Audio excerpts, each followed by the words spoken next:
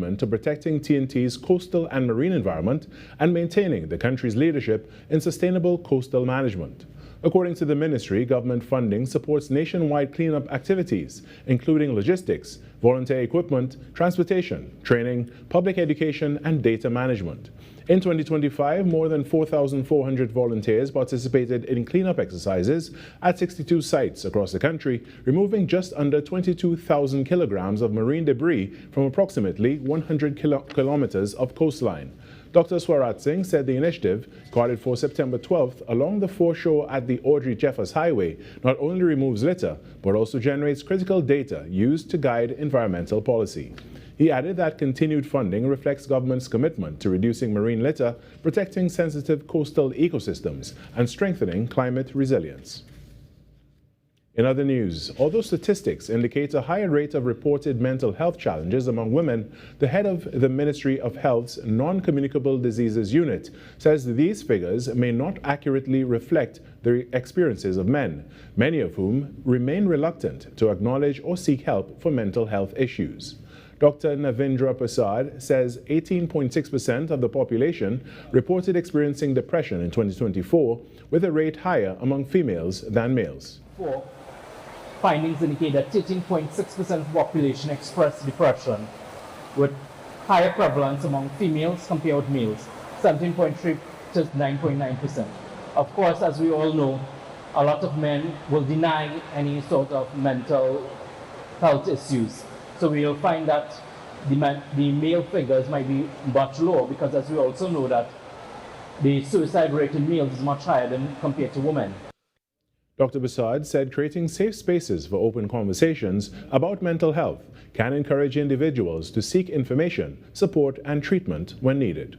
He stressed that there should be no stigma attached to asking for help, emphasizing that seeking mental health support is a sign of strength rather than weakness. And again, it's important to create spaces where people feel safe to talk about mental health, seek support early, ensuring persons know where they can turn to help, and there's no shame in asking for support, and seeking help is a sign of strength, not weakness.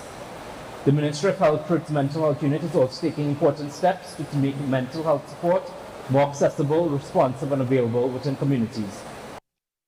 Dr. Prasad said initiatives such as the Young Caribbean Minds Talk Line are providing additional avenues for people to access confidential support and speak with someone when facing emotional challenges. He added that increasing awareness and encouraging healthier conversations about mental health can help reduce stigma and strengthen communities.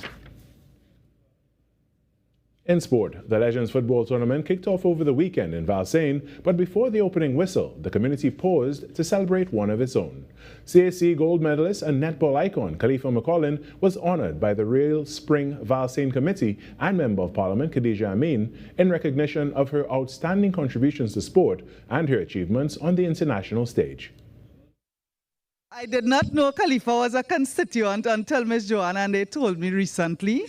And I am so proud of the girls because I've been following you all on social media, representing our country out there. And when I heard about that, I said I just had to do something for you. So on behalf of myself, my office, we are proud of you as a St. Augustine constituent and a Valsaynian. Congratulations. And that's what's making the news on this magnificent Monday morning. But joining us right now is the hostess with the mostest, and I know she'll get annoyed, Virmala Balkaran. Good morning, Virmala. Good morning. It's a new version of what you call me. So you know what? I'll take it. But I remembered previously we had a conversation. You said you actually hate when people say hostess with the mostest. So I wanted to harass you a little bit this morning. How are you? Good morning, Carrie. You award-winning journalist. How are you? How was your celebratory weekend? It was really nice. It was really nice. No beach time, unfortunately, because the weather was not in support of that goal. I had a nice time. I had a lot of food over the weekend, actually, and I cooked quite a bit as well. Did you cook? I cooked as well. I cooked yesterday, but Saturday I was treated. Oh wow, I love that. Yeah. I met some really cool people this weekend, and one of them asked, so Carrie cooks, he's a chef, and I said, yes, he actually is. I guess a lot of people did not know that. So it's time for us to bring back your episodes with cooking. I know, right? I mean, like, we should be making, not we, I should be making breakfast in the morning. I agree. Listen, on the show. right? What about going on a ride here and cooking in the bush or something like that? That would be really cool, Merge actually. two concepts together, and when you win awards for that, you'll dedicate them to me. Hey, you know, and then, you know, hopefully we'll just go around the world just doing right-heres and cooking, you know, at different locations in the Grand Canyon, you know.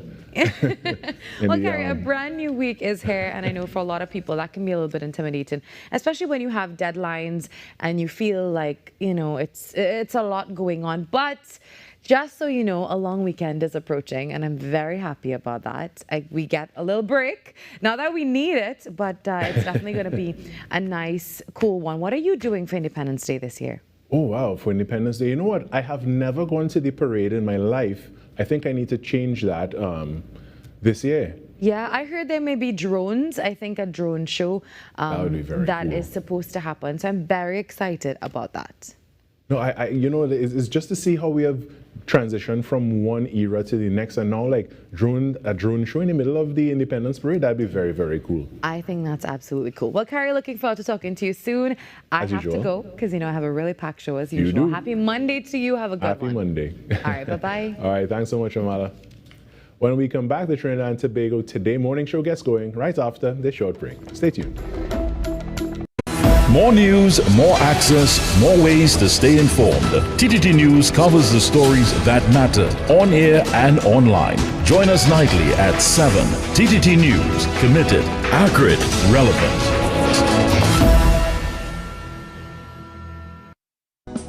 Cha-cha is like art, and I'll be alright.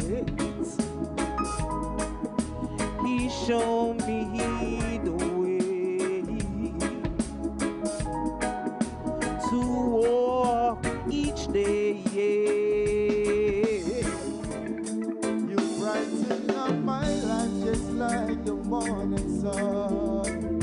The love you give to me, my life has just begun. I've searched all over the world, there's no one who I know as virtuous as you, my African princess. Coming up on Caribbean Passport, it's pulsating energy, deep cultural traditions. It's none other than Barbados crop over. Being at one with nature is no problem in Antigua and Barbuda, so let's swim with the stingrays. Fashion that's all-inclusive. And Caribbean tourism is at the forefront in Guyana. Be viewing Caribbean Passport as we explore the beauty of our region, right here on this station. Ever wondered what happens before the lights come on? Before the crowd pours in? Before the magic hits the stage? This is your all-access pass.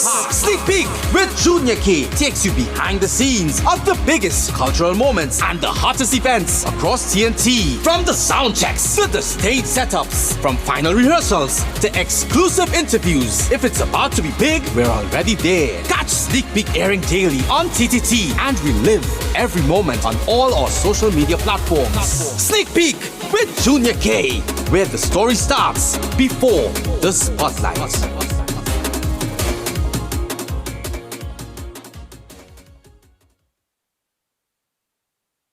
Unleash your imagination with TTT's terrific Toon Time.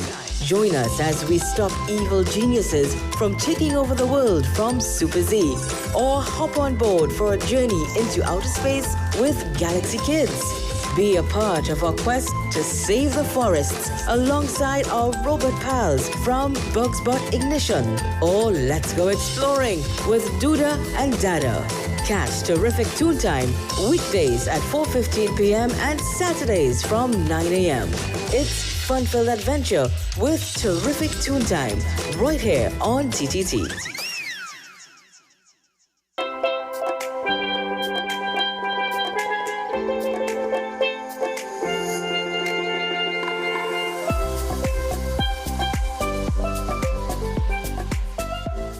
Monday, 24th August 2026. The time now, it is 6:10 a.m. Good morning, Trinidad and Tobago and the world. I'm Virmala Balkaran, and welcome to Trinidad and Tobago Today. Let's take a look now at what's trending this morning. K-Man and Plumpy Boss, two prominent names in the Trinidad movement, are trading rivalry for reconciliation. The artists, who have both survived violent attacks, came face to face on Saturday in a peace initiative facilitated by the Homeland Security Minister Roger Alexander, with Justice Minister Devish Maharaj also present. And Minister Alexander says everyone deserves a second chance, while Minister Maharaj endorsed the initiative as a step forward and step toward dialogue, reconciliation, and peaceful conflict resolution. The message is so simple: no more war and no more violence. And the piece moved from the meeting room to the stage, with the two artists performing together at Summer Stage. We'll unpack what this truce could mean for crime communities and the influence of Trinidad communities and music with a criminologist later this week.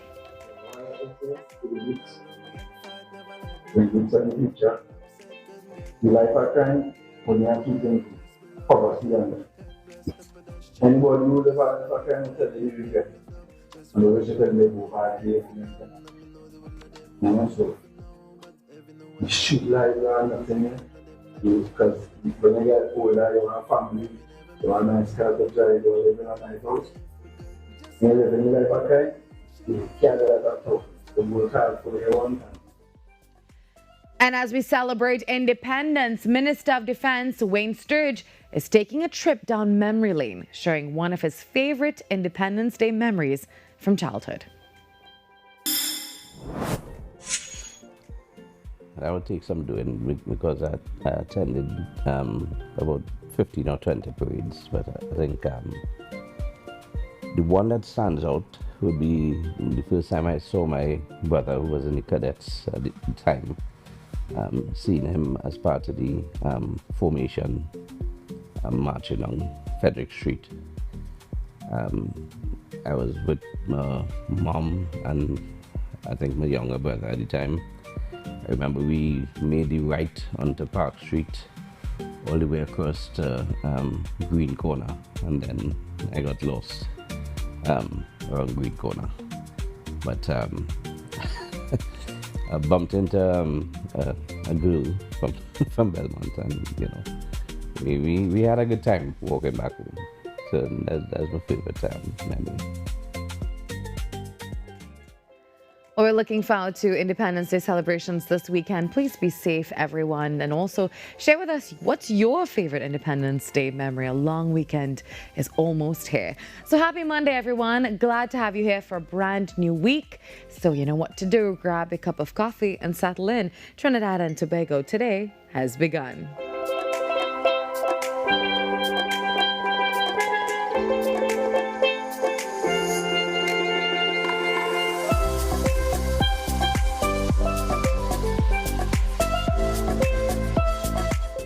Every client deserves expertise, integrity, and guidance they can trust.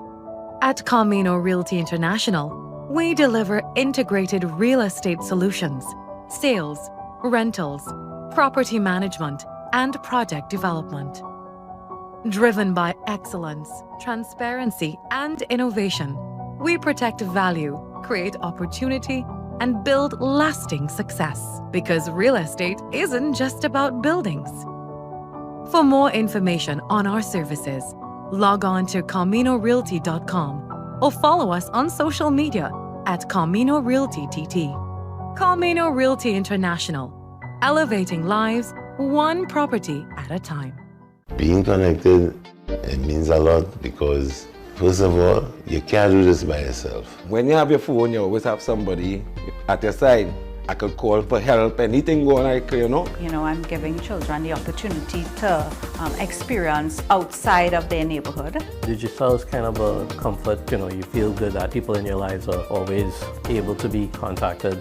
I was with the other network and I was having problems, so I joined Digicel and I never regretted it. When it matters, we're there, reporting the news as it happens, because your world can't wait. TTT News, nightly at 7. TTT News, committed, accurate, relevant.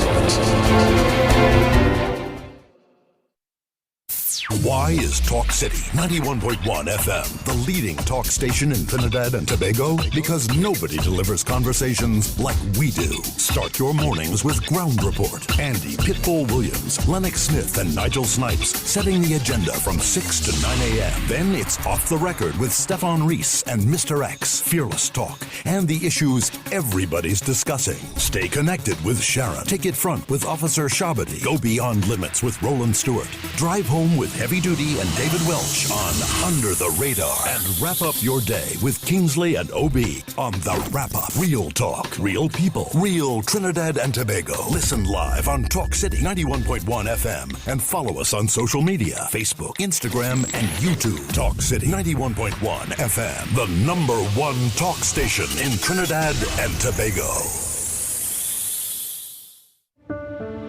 Resilient, brave, worthy.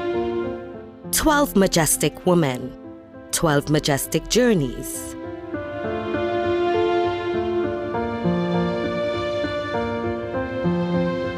Majestic Makeover Season 3, coming soon to TTT and TTT Live Online.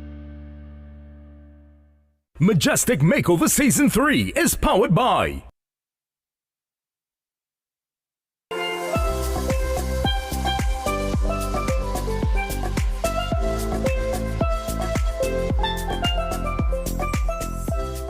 Now, this is a topic I've been following very closely, and I'm sure you have been as well. The Caribbean Court of Justice is facing questions about its internal administration and leadership following the publication of leaked correspondence involving members of the court.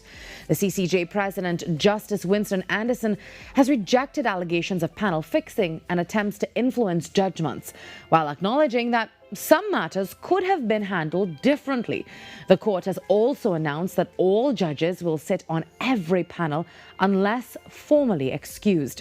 And this comes as CARICOM moves towards seeking an advisory opinion from the CCJ on the reappointment of Secretary General Dr. Carla Barnett, a matter on which Trinidad and Tobago has raised objections.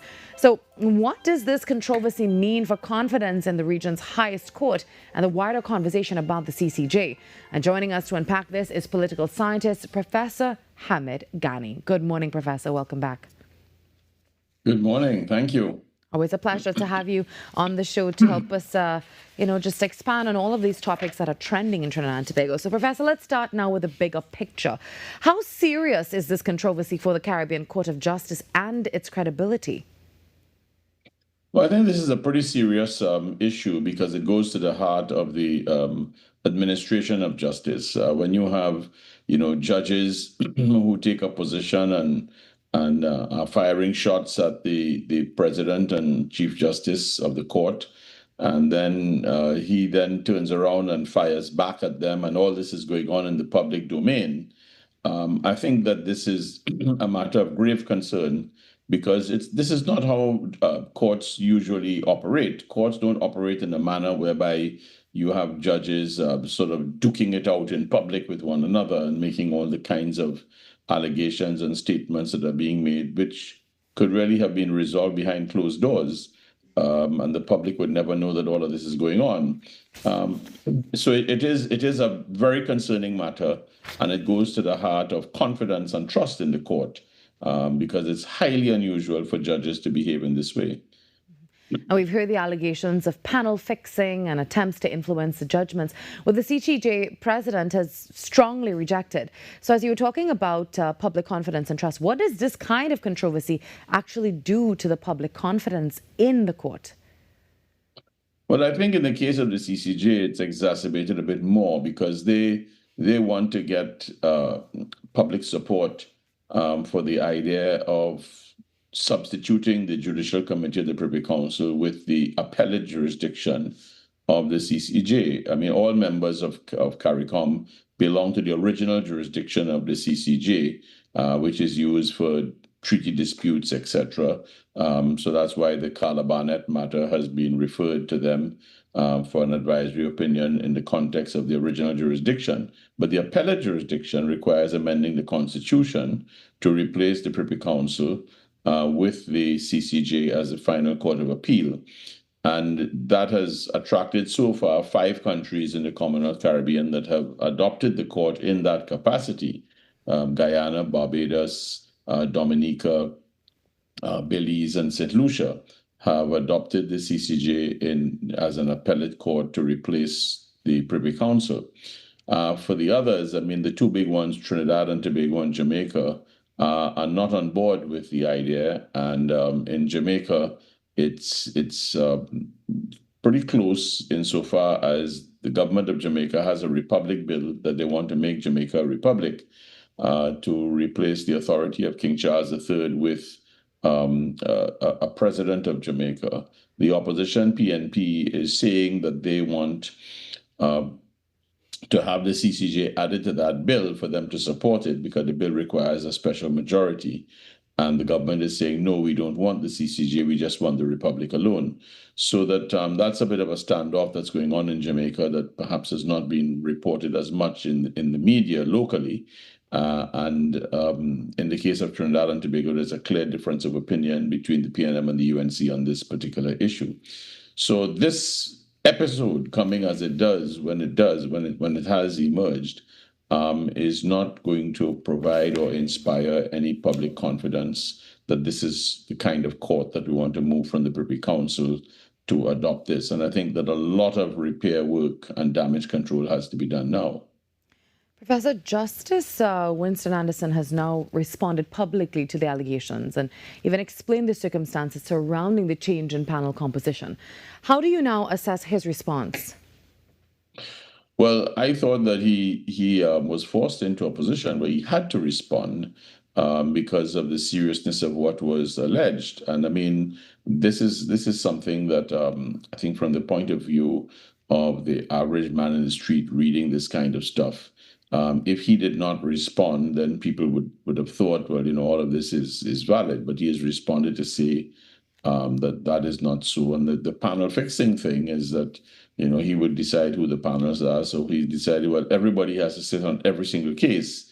Now, for some, that may be viewed as punishment, that, you have to sit on every case unless you beg off and say, okay, no, I don't want to sit on this case, as the case might be, so that the panel fixing argument has been dispensed with, but in a manner that suggests that this could have been done all along, but now that it's a matter of trust as regards who gets chosen, let's just no longer have that and just put everybody to sit on every single case.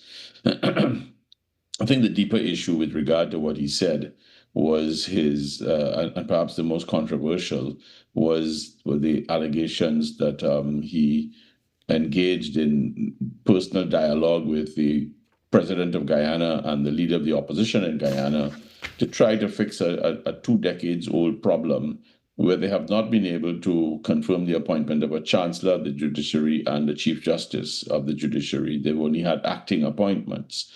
And I think there's a flaw in the Guyanese constitution, which requires both the president and the leader of the opposition to agree on the appointments. Well, in our system of government, that's not something that happens very easily. And, you're going to have that kind of problem persisting. So for the president of the court to be going to Guyana and engaging in that kind of chit-chat with government and opposition to try to resolve a matter that clearly is a flaw in the Guyanese constitution really was not something that he should have done at all. Mm-hmm. Professor, we've also had that, leaked correspondence between the judges. How should the public interpret those internal disagreements without undermining confidence in the judiciary itself? Yeah, I think that was, I don't know the source of the leak. I mean, this is obviously stuff that was going on between them. I don't know who the leaker was or how did it get out into the public domain, but it has had a devastating impact on the court. And, that may be an IT issue, or it may be much simpler than that, as some emails just being passed out to the media. I think that, the public really has to sit up and look at what is being said. I thought that the most alarming thing there was the sort of lack of wanting to engage in, cultural diversity in terms of the wearing of ethnic wear. You have one judge who's from Nigeria and wanted to wear ethnic wear, and the president of the court is saying, no, you can't do that. We have robes. And then he said, well, he would wear a suit and tie and whatever. So that those kinds of things ought to have been resolved internally. They ought never to have made their way into the public domain. But I think that the president might have been a bit heavy-handed in how he handled it. And I think it has ended up now in the public domain. But those kinds of things go to the heart of, the value systems of judges and the value systems of the president of the court and so on. And people look on at these things and they wonder about it. And in many instances, people didn't know who these judges were. A lot of people had no idea who the CCJ judges were. So now they know. And it's out there, but what we're also seeing is some dirty linen being washed as well, and that perhaps does not augur well. So really a big damage control job has to be done to clean things up. Getting to a deeper part of the situation, Trinidad and Tobago is also directly connected to this situation through the dispute over the reappointment of CARICOM Secretary General Dr. Carla Barnett. Could the controversy affect how the public views the CCJ's handling of that matter? Well, it certainly is going to cast a shadow over the resolution of it, because from the point of view of the contentiousness of what they've been asked to give an advisory opinion on, the reality is that the matter became contentious after February. It has lingered for several months. It went to the July meeting of CARICOM, and the heads of government agreed with the proposal from Prime Minister Prasad Bisesa that the matter should be sent to the CCJ for an advisory opinion. So we're waiting to see, how this is going to play out, because this controversy has erupted shortly after that agreement was made between all the heads that it would go to the CCJ, let the CCJ sort out the dispute, which is what the original jurisdiction is all about. So that when an advisory opinion comes, it will have to be taken as it is. That's what CARICOM requested. Trinidad proposed, CARICOM agreed, CCJ has a role to play, and is now going to play that role in the shadow of this controversy. The public is going to have to respond to it. It might be an opportunity for the CCJ to clean up their act with regard to interpersonal relations and relations between the president of the court and the other judges, and to give a kind of opinion that inspires confidence and demonstrates the kind of quality of judgment that we could expect from a court of that caliber. But I think that, right now they're facing some headwinds with trying to clean up what has happened to them. And, the leaking of the emails of the judges was damaging, and the president of the court having to come out with public statements being published in national newspapers and taking up 2 full pages. All of this is not stuff that you really associate with an apex court. And I think that, that's very disturbing, because the CCJ was something that has been crafted over a period of time. The problem that they've had is the ability to inspire confidence and trust. And that, I think, was shaken very badly with the latest episode. Professor, Trinidad and Tobago has long maintained the Privy Council as its final appellate court. So does what is happening now strengthen the argument for those who remain reluctant to move to the CCJ? Well, I think it certainly reinforces their skepticism. And it's something that, there's some who might have been sort of on the fence and teetering on the fence on this issue. Now they may shy away from it. And a lot of work is going to have to be done if they're going to try to convince people that, we should give up the Privy Council and accept the CCJ. It's not the issue of quality of judgment, it's the trust in the process. And I think that's really where, and they've ignored that all along. They've used an anti-imperial argument. They've talked about completing the cycle of independence and all of these arguments. But those arguments don't deal with the quality of judicial output. And that's a completely different issue altogether, and is separate and apart from the question of, whether you buy into the anti-imperial argument or not. So finally, what needs to happen now for the CCJ to move beyond this controversy and really strengthen public confidence in the institution? Well, they have to demonstrate that there has been real healing, and that they have come to some kind of resolution of all these differences, and for it to be manifested in such a way that the public would trust whatever is being put on show. I mean, if it is that they have not been able to resolve these differences, then you're going to have more problems. The issue of leakage of further emails or anything like that will be damaging. So the judges and the Chief Justice really need to get together and work this out in a way that is going to telegraph to the public that we have settled our differences and you can trust our judgments, and we're not involved in panel fixing, and we're not involved in, suppressing dissent in the court. And yes, we could have minority judgments and all of these things. These are issues that really ought to have been settled, and none of this ought to have gotten to where it reached.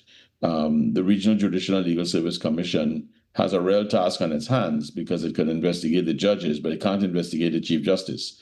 And I think that, somebody has to decide, well, who investigates the Chief Justice? How is this going to be resolved? So there are some challenges still to be able to get over for people to get that confidence back, and for them to resolve their internal matters in a manner that's amicable and not with hostility. Finally, Professor, what are your closing thoughts, your final thoughts on all of this in this situation? And what do you want the viewers to know this morning as we go forward? Well, I think that, it's a big step in terms of making the kind of change that is being proposed to accept the CCJ. There was a time when the concept was one that was very appealing, but now that we're getting actual performance, some of the initial skepticism that some people may have had has persisted. And I think that, one needs to take another look at what is being offered and how it is being offered. And I think the CCJ itself needs to do some introspection as to how it conducts its own affairs, because it can't be coming across as this kind of, super politicized body that is being portrayed in terms of the emails and the revelations and so on. It needs to go in the route of judicial, a type of judicial behavior that inspires confidence. And what has happened recently has not inspired confidence. So there is a lot of work to be done. And people are rightfully skeptical, having seen all of this that has been put into the public domain. Thank you so much, Professor. We always appreciate these conversations, and hopefully you'll be back with us in the coming days. Thanks so much. All right, have a great day. That was Professor Hamid Ghani joining us to help us unpack all the news that's trending today in Trinidad and Tobago. While we take a quick break, and when we come back, TTPS Today on Trinidad and Tobago Today.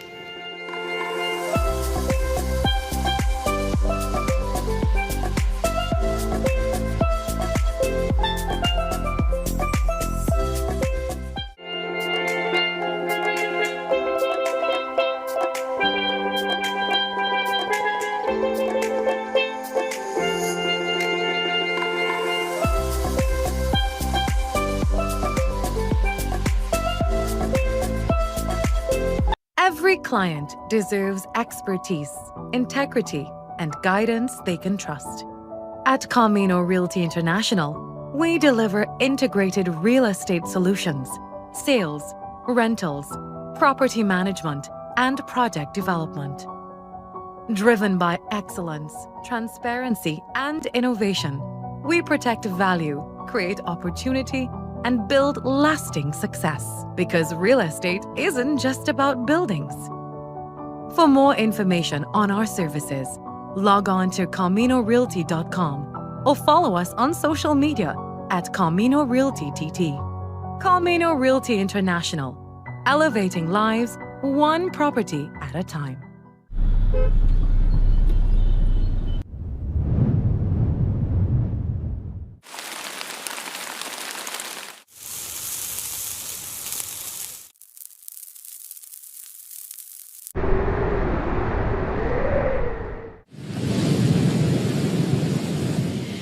Whatever the skies bring, stay prepared with TTT Weather. Committed, accurate, relevant. Hey, up for this exciting challenge and confident about your business? If you are, the 10-20 feature is just what you need. It's where you give your customers 10 reasons in 20 seconds why they should shop by you. This fun-filled feature will be captured, packaged, and aired on television and promoted on social media simultaneously. Small, medium, and large businesses call or WhatsApp 764-3378 or 313-4215. Let's feature your business. 1020 with Junior K. It's affordable, effective, and fun. Ever wondered what happens before the lights come on? Before the crowd pours in? Before the magic hits the stage? This is your all-access pass.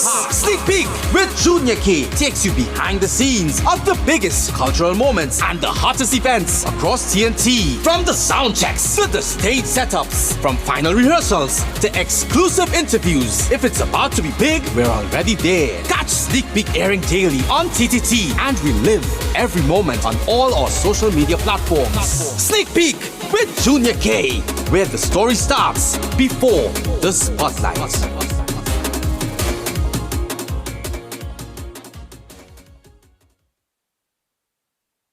I'm Renee Sion with another edition of Caribbean Week in Review.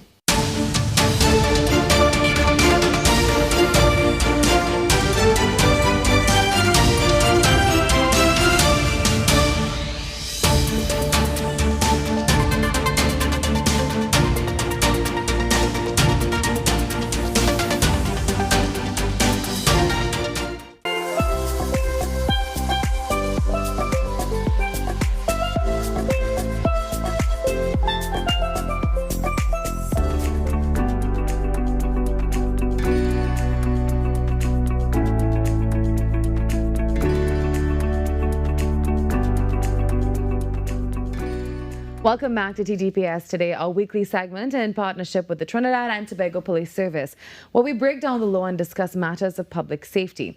And as Trinidad and Tobago prepares to celebrate 64 years of independence, fireworks may be a part of the celebrations for many people, but there are laws governing when and where and how fireworks can be used.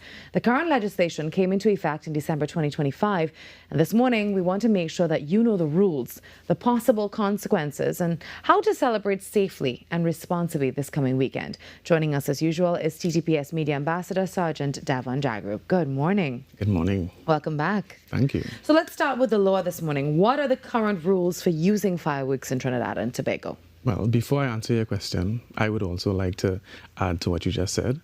As the nation prepares to celebrate its 64th anniversary of independence, the Trinidad and Tobago Police Service would like to remind its citizens of the fireworks and its regulations.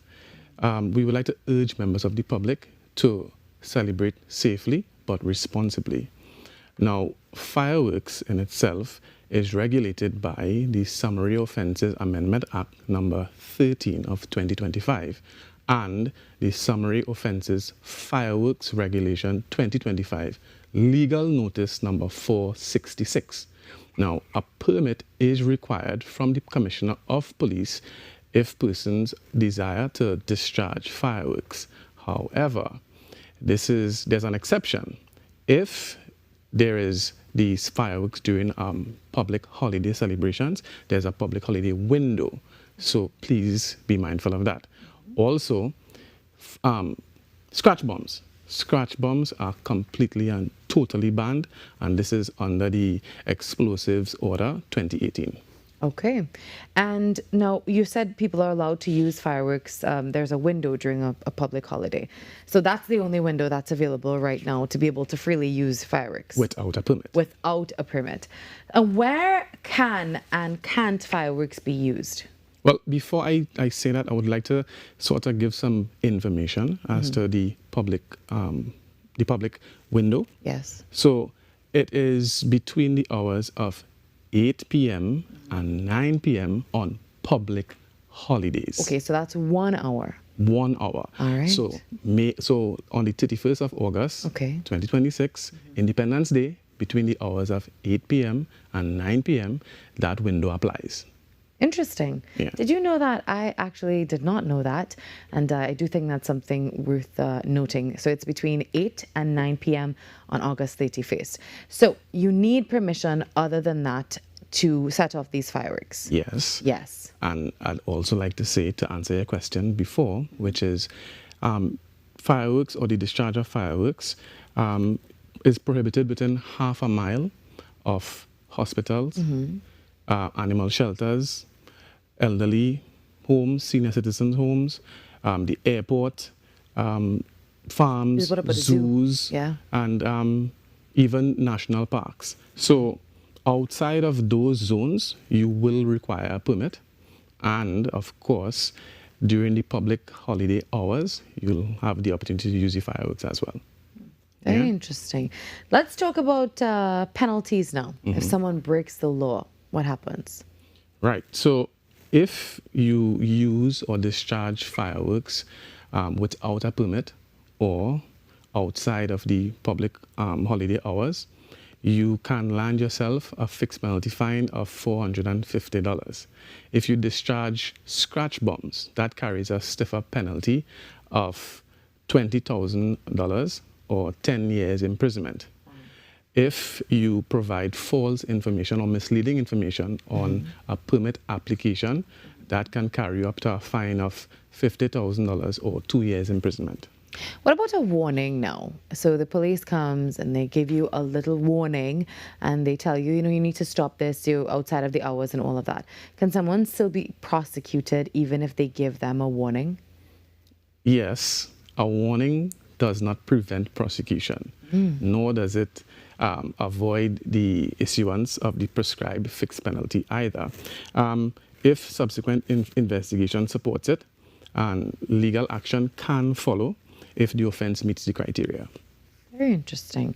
And if someone is using fireworks illegally or dangerously in your neighborhood now, what should you do? All right, so keep a safe distance. You should, at all times, contact the 999, report the information as you see it in terms of the location, the description, and if there is any immediate danger.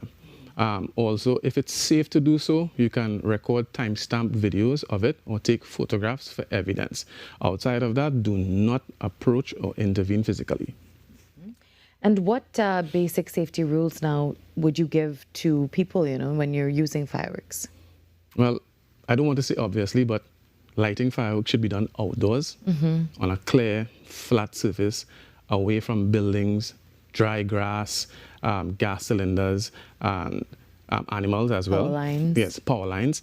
Keep a bucket of water or a hose nearby. Never, ever, ever let children operate, handle, or light fireworks. Also, if there's a dud, which is the ones that don't go off, don't try to relight it. You should soak it in a bucket of water. Okay. And then if you have fireworks remaining, store them in a safe place away from sparks. Yeah, a lot of times, you know, people would say, no, there's a little juice left in that. Let me try it again. And before you know it, it's a bad situation. So what should people consider when it comes to children and senior citizens, vulnerable persons, and also the animals? We've been seeing so many animals the day after a public holiday just, you know, knocked over on the sides of the road, in the middle of the road. It's absolutely awful. And so many people get sick as well. Yeah, they do. We want to urge persons to be mindful of their neighbors, newborns, elderly, ill persons. Pets can be seriously affected by the smoke and the noise. So keep your pets secured and indoors. And again, keep children away from handling the fireworks. And of course, you should consider an alternative as opposed to the fireworks, especially if you have vulnerable neighbors. You know, silent fireworks is actually pretty beautiful as well. I don't know why we need the noise, but that's another topic for itself. Sergeant, what would you say about bamboo bursting? That's also a thing during, you know, the festive season. Well, similarly, we still have to be careful in terms of its use. The same thing applies. Do not allow children to engage in it. Use open, flat area. Be considerate of your neighbors. So the same thing applies. and you have to be careful of where you use those things. And definitely call the TTPS if I can only imagine you will be inundated with calls with a lot of reports of people doing a ton of different things. And what can the public expect from the TTPS in terms of enforcement during the Independence celebrations this weekend? Well, the TTPS will continue to reinforce or enforce rather the regulations. We'll monitor the no discharge zones and respond to complaints. Patrols in those sensitive areas that I mentioned earlier, and the issuance of those fixed penalty notices as well. But we want to urge the public to cooperate with us so that we all can enjoy the Independence celebration safely. And what's your message to everyone who may be planning to use fireworks this Independence weekend? And also, lots of other seasons are coming up. Yeah, so we are celebrating 64 years of independence, so we want to do that safely and lawfully. Know the rules, get a permit if needed, be mindful of the no discharge zones, protect your children and neighbors and animals, of course, and follow basic steps. And then we have Diwali coming up, and then we have Christmas. Yes. So there's still so much to talk about, and we're so grateful that you're here with us, Sergeant Jairup. Thank you very much. Thank you. So remember the rules about fireworks this morning, and for this and more, you can head across to TTT Live online. We always post all these interviews for you. And as we celebrate 64 years of independence, enjoy the festivities, but remember that celebration also comes with a huge responsibility. Know the rules, use fireworks safely, consider the people and the animals around you, and make sure that your celebration does not put someone else at risk. That's it for this week's TTPS Today, brought to you in partnership with the Trinidad and Tobago Police Service.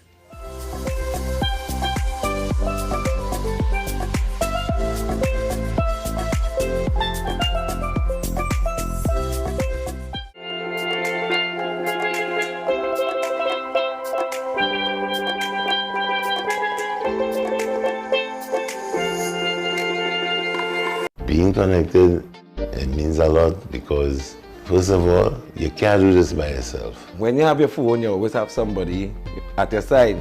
I could call for help, anything going like, You know, I'm giving children the opportunity to experience outside of their neighborhood. Digital is kind of a comfort, you feel good that people in your lives are always able to be contacted. I was with the other network and I was having problems, so I joined Digicel and I never regretted it. Every client deserves expertise, integrity, and guidance they can trust. At Camino Realty International, we deliver integrated real estate solutions, sales, rentals, property management, and project development. Driven by excellence, transparency, and innovation, we protect value, create opportunity, and build lasting success. Because real estate isn't just about buildings. For more information on our services, log on to CaminoRealty.com or follow us on social media at Camino Realty TT. Camino Realty International, elevating lives one property at a time. Cha-cha is like art, and I'll be alright. He showed me the way to walk each day. You brighten up my life just like the morning sun.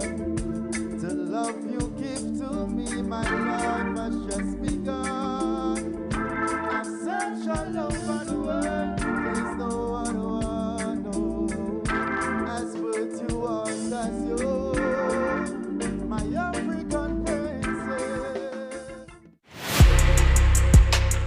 I'm Jamila Bannister, host of the Socially Safe podcast, the new TTPS podcast where we share real stories, teach real lessons, and create real impact. From online safety and youth crime to community policing and personal responsibility, we go beyond the headlines and talk about what's happening in our communities with the officers and experts who are on the front lines. Because safety starts with awareness, conversation, and action. Tune in to the Socially Safe podcast on the TTPS YouTube channel listen on Apple Podcasts and on Spotify. Don't miss it. Watch on TTT, Mondays 6 p.m., Tuesdays 1:10 p.m.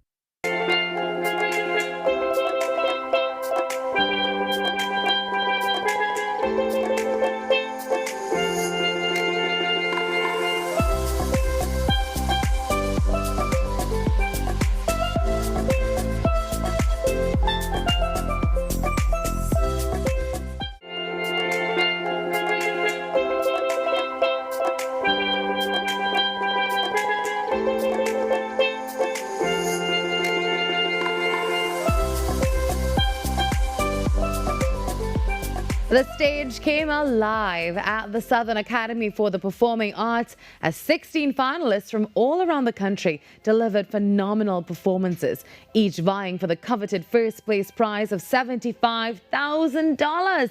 And in the end, it was Shamik St. Hilaire who rose above the competition, claiming the top honor at the Trinidad Talent Uncovered Finals on Sunday.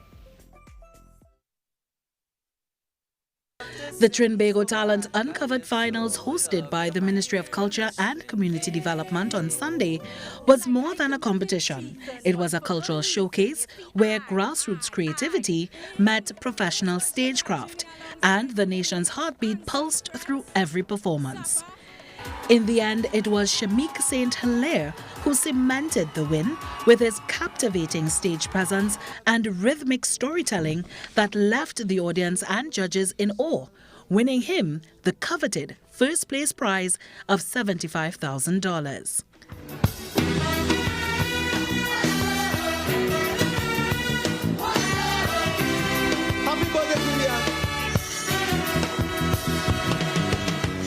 Darian St. Clair struck a note with the audience with his fantastic performance that earned him the second place prize of $40,000.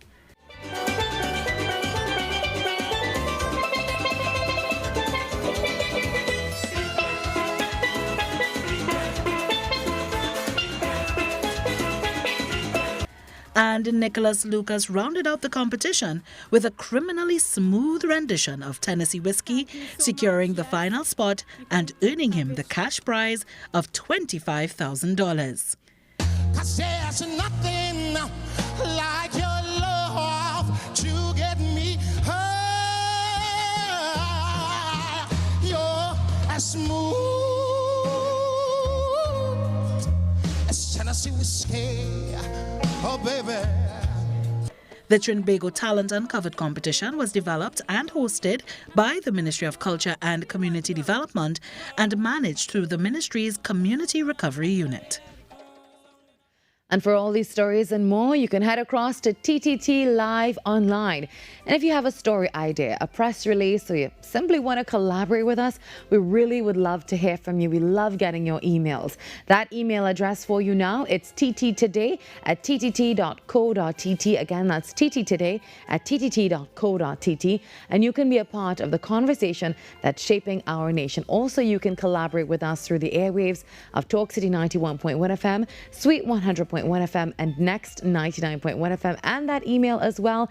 If you want to send us a birthday greeting, we always love celebrating you. And all our social media platforms are on the screen for you now. And all you have to do is head across there, follow us, and we post content for you all day long. Just to echo what we spoke about on TTPS today, I'm very passionate about animal affairs, as you know, but it's also not just about the animals, it's about the elderly and the children, people who are struggling with hearing issues and all of that, panic attacks and anxiety and heart issues. I know people have been so affected by the fireworks for years. So this is my absolute humble and personal appeal to you. Please use fireworks safely and responsibly if you are going to spend money on these fireworks. There's silent fireworks as well. Also, please remember that the TTPS has told us that there is a public hour, and that's from 8 p.m. that is. So 8 p.m. to 9 p.m. on August 31st. So once again, that's your 1 hour window to set off your fireworks. Other than that, you need a permit from the TTPS. So that is definitely something to note this morning. I'm begging you. Animals, they cannot deal with it, and all old people, or elderly, and children. It's getting really unbearable. So I'm begging you, 8 p.m. to 9 p.m. on August 31st. And other than that, go get yourself a permit, please. And also continuing, are you into the CPL action? Who have you been supporting? I know so many TKR fans out there been looking at the games, and I have to say, I'm going to say this one to step on some toes. Falcons have been really, really performing. What do you think about that? So if you're heading to the games, any point in time in Trinidad and Tobago, please be safe as well. Remember, all you have to do is get a good park, ensure that you are safe when you put your vehicle somewhere, and go have a good time. And it was definitely a tough night for the Trinbago Knight Riders, who suffered a second straight defeat in the CPL. The defending champions posted 165 for 6. But the Antigua and Barbuda Falcons chased down the target with 6 wickets to spare. Head coach Dwayne Bravo reflects on the performance and what the Knight Riders need to do next. That's why we have 5 stars on the shelter, because we pride in ourselves being the best team in the Caribbean. And not only the best team, the smartest team. So those who don't understand the DNA of being the smartest team, if you're not sure, please have a conversation. I can accept losing, but today we was weak. Uran, Hales, Westski.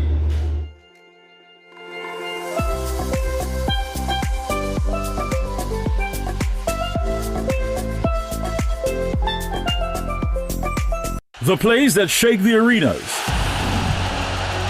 The stories that move a nation.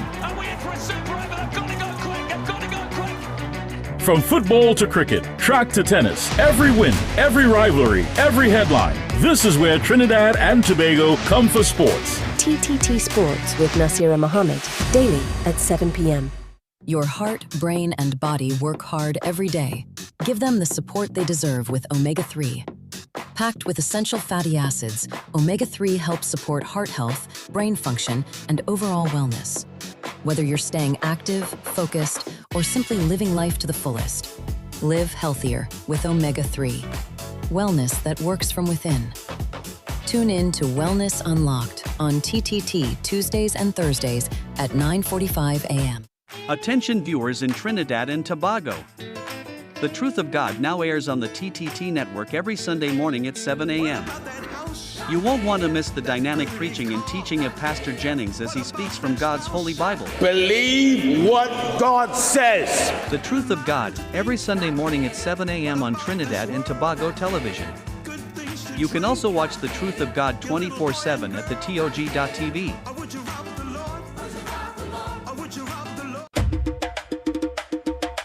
This August, join TTT as we celebrate emancipation through a month of culture, history, and entertainment. In collaboration with the Emancipation Support Committee of Trinidad and Tobago, experience the Pan-African Festival as it unfolds across your screens. Beginning with the historic Emancipation Ceremony, live from downtown Port of Spain on August 1st, Emancipation Day, TTT brings you a month-long lineup of festival highlights, including the Youth Pan Extravaganza, Pan-African Night Concert, Unity Reggae Concert, and much more. Delve into our history, heritage, and the contributions of our African descendants through powerful documentaries that preserve stories of resilience, identity, and legacy. Plus, enjoy a selection of entertaining films and dramatic stories to round out your viewing experience. This August, connect with the culture, the stories, and the moments on TTT and ttt.live/train.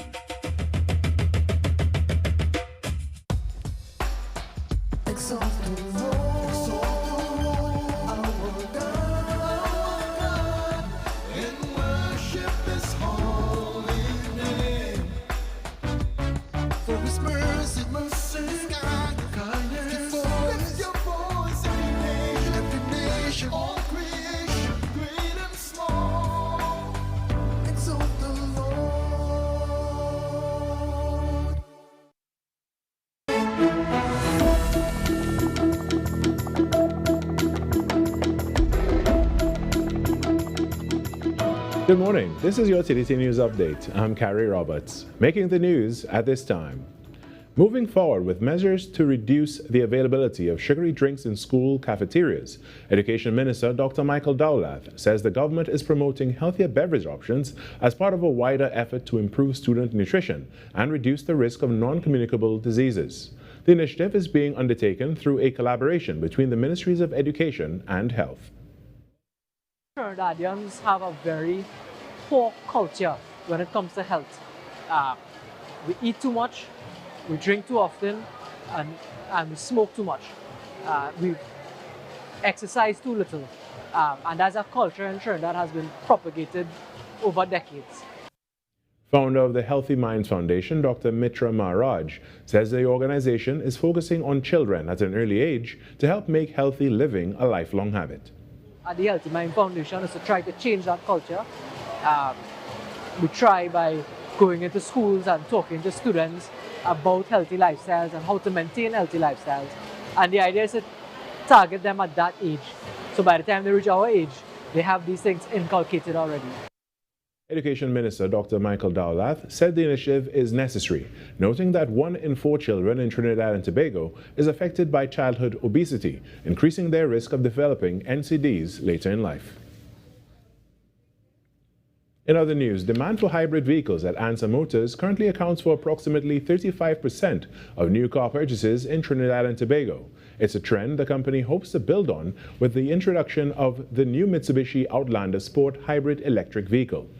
General Manager of the new vehicle sales, Mark Pontiflex, said that demand for hybrid vehicles is surging as consumers seek a practical middle ground that offers lower operating costs, high fuel efficiency, and the security of a backup gasoline engine. Even as EV adoption, as we call it, grows locally, hybrid demand currently stands at approximately 35% of new car purchases in Trinidad and Tobago. And consumers are looking for value. That's why they're buying into hybrid.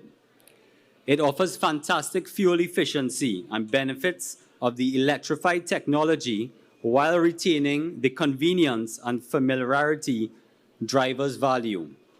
There's no need to plug in or plan around charging.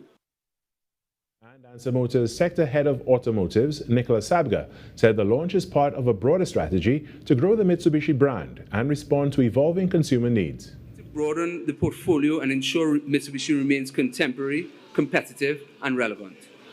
This launch is an important step in that direction. Tonight represents our confidence in Mitsubishi and what the brand may become. We see opportunity, great choice for customers, new customers for Mitsubishi, growth for the brand in Trinidad and Tobago. A brand that is evolving, a brand that is competing, a brand that is ready to welcome a new generation of customers. He noted that today's car buyers are placing a growing premium on technology, fuel efficiency, safety, comfort, and overall cost of ownership, making hybrid vehicles an increasingly attractive choice in the local market. In some sport now, the Trinbago Knight Riders have now suffered back-to-back defeats in the Caribbean Premier League, falling to the Antigua and Barbuda Falcons by 5 wickets on Saturday night at the Sir Vivian Richards Stadium in North Sound. TKR went down after posting 165 for 6 on Saturday night.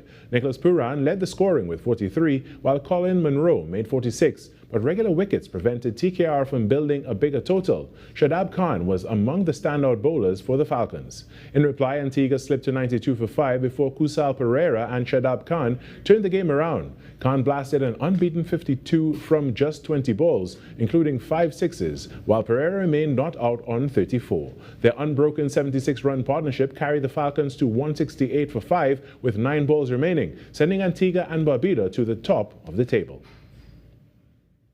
And that's what's making the news at this time. When we come back after the break, we get into the second hour of Trinidad and Tobago Today. Stay tuned.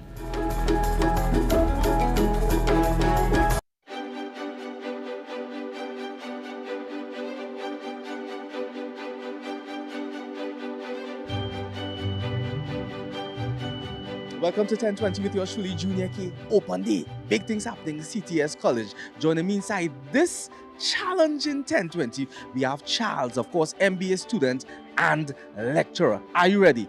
10 reasons in 20 seconds why somebody should attend CTS College. Oh yeah, that's easy. Really? The clock is ticking. Begin. All right, so you have daycare, primary school, preschool, secondary school, tertiary education. It's convenient, it's flexible. There's a lot of payment plans that's available. A lot of the courses available online, and most importantly, student support like crazy. Whoa, with 3 seconds left, watch now, Charles, you aced it. Big up to CTS College, man. 10-20.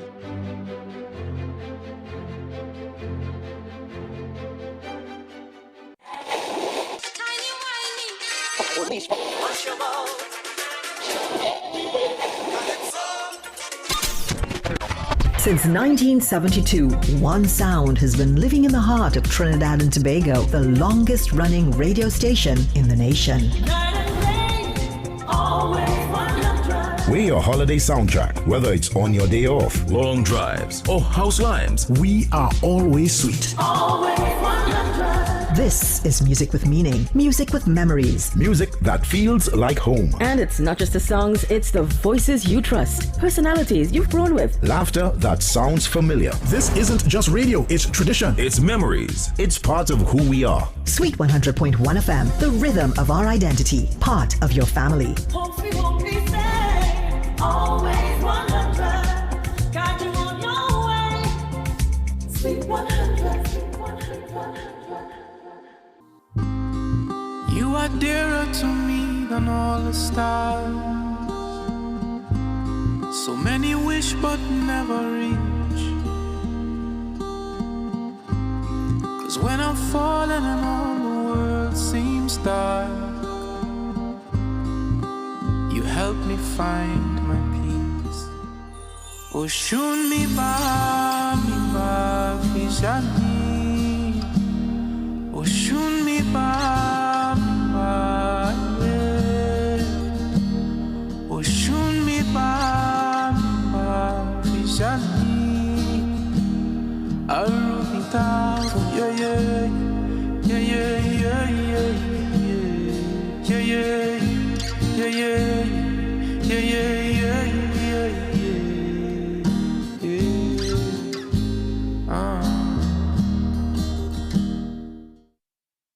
Anywhere you turn, somebody chanting to we. Somebody promising natural law. Fly, fly, and all the war. Somebody promised to abolish the tax. Somebody promising to give we the facts. Somebody promising to clean up this land. But in this clean land, rat killing man.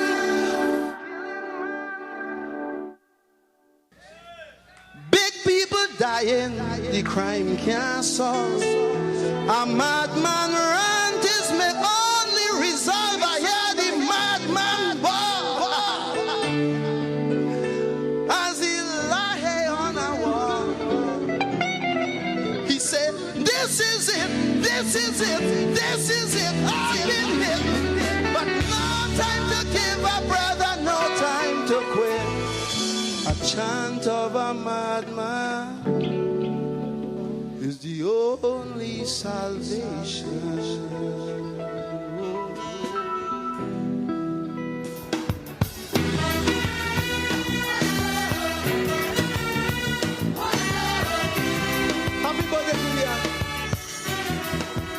Trinidad and Tobago has no shortage of talent, but sometimes what emerging artists need is the right platform to be seen and given an opportunity. Trinbago Talent Uncovered, an initiative of the Ministry of Culture and Community Development, was created to discover and develop talent within communities across the country, with opportunities for mentorship, exposure, and professional development. And more than 150 people entered this year's competition, which eventually came down to 16 finalists, with Shamik St. Hilaire emerging as the winner. And he's here joining me this morning alongside Akil Ordain, the Trinbago Talent Uncovered project lead. And we're talking all about the experience and what comes next. Good morning, gentlemen. Good morning. Congratulations. Thank you. How do you feel? Take us back to that moment when you realized you had won. What was going through your mind? Wow, I am immensely grateful, and I give God all the thanks, all the glory, all the praise. In the moment when, in having that winning moment, I was just filled with immense gratitude, and I immediately, started to parade onto the stage and somehow started to jump in celebration. Wow. So it was really just a joyful moment. Mm-hmm. And what made you enter the competition?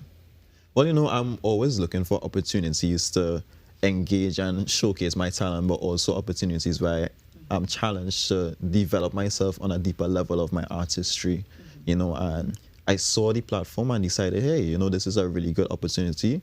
So it was second to no doubt to audition and take part in it. Akil, what was the idea behind Trinbago Talent, and what did you want? What was the aim of this program? So the program was birthed by the minister, the Honorable Michelle Benjamin, and her idea was to uncover talent. And she said there's no age limit and there's no geographical limit. So that's why the uncovered come in. So we had persons entering from as young as 14 years old to over 60. And you're within going the up against competition. all of those people, right? Yes. So the competition is stiff. The competition was stiff, and it was a magnificent show because we saw varying talents, and that's exactly what the minister wanted. So we had spoken word, we had vocalists, we had instrumentalists, there were dance, drama, monologue, varying talents across Trinidad and Tobago. And from the big inception, that's what we did. We had different centers throughout Trinidad and Tobago where we go, and had the preliminary rounds to move from 150 to 50, all the way down to 16. So the feedback was intense. Yes, and the feedback from the competition, because we had a sold-out show at Sapa, and it was free. And the persons loved it, and from that, we already hearing persons speaking about entering the competition next year. Yeah. So you said 150 people initially entered. Yes. What does that tell you and the panel in charge of all of this about the talent that actually exists within our communities? There's a lot. And some persons were afraid to enter. And you get that because sometimes people think and put down their talent. Yeah. And as Shamik would have said, he saw the opportunity and he grasped at it. And many persons did that. And now that the first ever Trinbago Talent Uncovered has come and gone, we are hearing persons, more and more persons speaking about entering the competition next year and want to know when to sign up, when to sign up. So there was training as well for this, a mentorship. Yes. So tell me about that. So we had something called boot camps where after the quarterfinal rounds, to prepare them for the quarterfinal rounds, we did basic training with them, plus the judges who were part of the program wanted to help the contestants to improve on their art. Okay. So they got training on performance, because not just because you're a singer or a dancer, you don't know about performance. For example, one of the training was owning the stage. You alone could be on that stage, but you need to own the stage. That's right. Another training they got was confidence. Right, and Shamik could tell you how the training may have played a part in his development. Shamik, let's talk about the training for you. What was that experience like? Well, the boot camps have been really informative, I would say, and I'm very appreciative of them as well, because we dive deeper than just the competition itself and performance aspects. As artists, we have a responsibility to dive deeper into our identity and how we connect with society and the audience. So a lot of the boot camps really dive deeper into that and help us to unearth the potential of the artists within us in a holistic way. And what did you learn about yourself as an artist through this experience? I learned to trust in my ability and to believe in my artistic voice. Even as crazy or as mad the performance can be, just being open to going over the edge, not being afraid to push the boundaries. So I think that's something that I really tapped into in this competition. So Akil, now that the competition is over, what happens next for the winner and the other artists who were discovered? So what we did along the way, the ministry have the Artist Registry of Trinidad and Tobago. They were registered or started the process of registration. Some may still need to bring additional information to be fully registered. And part of their contract while entering the competition is the ministry would try to help them improve on their talent more and more by giving them opportunities to portray that talent. For example, last Thursday was another program of the ministry, the Leadership Legacy Initiative graduation. And we used some persons from the competition in that to showcase their talent at that level. Shamik, what do you hope to do with this opportunity now that you've won? Well, I'm immensely grateful, and I am looking forward to continue my studies. Yeah. So currently I am pursuing a Bachelor's of Fine Arts in Performance and Choreography at the Manley College in Jamaica. Oh, wow. I'm currently moving into my second year of study. Okay. So this is remote learning? No, this is in person. So Oh. I'm heading back to school very soon. Oh my goodness. So you were just here for the Java? Yes, I was, yes. Okay, wow. And now you're taking back this newfound success.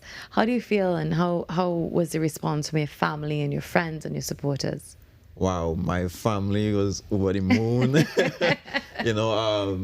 Actually watching over the footage from the live stream, there was actually a clip of my grandmother who was in the front row watching the performance, and in the winning moments, she was jumping, shouting for joy. And just see my family in that moment as well, jumping for joy. Yes. It was just so heart-filling and warming. My heart is truly full, and I'm grateful. Yeah, that's definitely polarizing. I don't know if Shamik would remember, because when he was announced the winner, he was in shock. It took a while to walk. And to process all of it, I can imagine. His father was backstage with him. Yeah. And his father started shouting, yes, and shaking him for him to walk forward, because it took a while for Shamik to register that, hey, I won. They just called my name. I am the winner. Yeah. I love that for you, Shamik. So where do we go now with Trinbago Talent? So where we go now is to do a post-mortem. We started the post-mortem of the process, the competition, and to make it better. The minister already started speaking about things she wants to add to the competition. So we need to sit down, talk about that, and come bigger and better next year. Shamik, for talented people out there who may say, I'm a little bit scared to put myself out there, what would you say to them? I would say be curious. And don't be afraid to be bold and to step into your truth and to live your truth. You are talented and gifted, and you're a beautiful, one-of-a-kind masterpiece made by God. So definitely see the opportunity to develop your talent, to maximize it, and to release it, to share it with the world. What would you tell our viewers this morning who may want to take that leap of faith and try to participate in Trinbago Talent in what comes next? Your talent is your gift, and it's to share with the wider population, to share with the world. Don't be afraid. Just because you may not win just because you didn't place first doesn't mean you didn't win. Because people would see that talent that you have, and it can be utilized in other areas. So, for example, you never know who is watching. You never know who is watching. You may not be the winner, because that person who is watching may have been looking for a spoken word artist. And from that competition, or from that opportunity that you took and put yourself out there, you may have got that calling from that. So look out on all the social media handles of the ministry.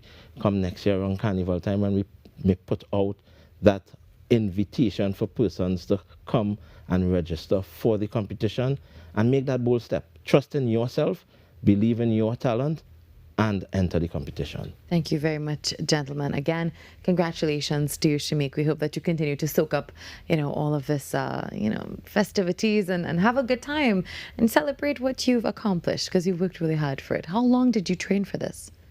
Wow, this was, thank you, first of all. I would say this was 8 years in the making, because I made the decision to start dancing at the age of 15, 16. Yes. You know, so definitely sowing the seeds for all of these years, and intentionally sowing into my craft and in my studies and development. In preparation for the competition, it was months of daily work in the studio. And it paid off. It did. It all paid off. Thankfully. Thank you, Shamik. Thank you, Akil. That's Trinbago. Thank you so much. You're welcome. Trinbago Talent Uncovered. And we're taking a piece of Shamik's performance before we head to the break. Is the only salvation.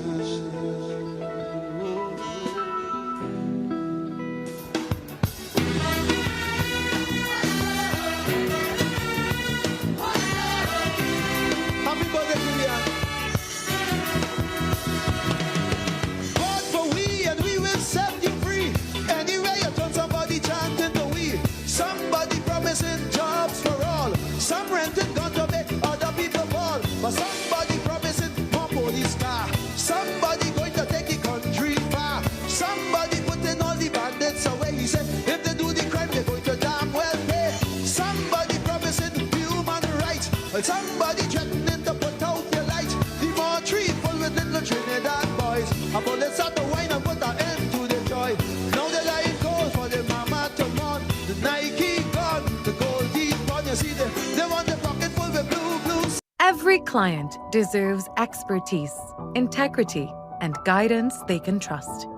At Camino Realty International, we deliver integrated real estate solutions, sales, rentals, property management, and project development.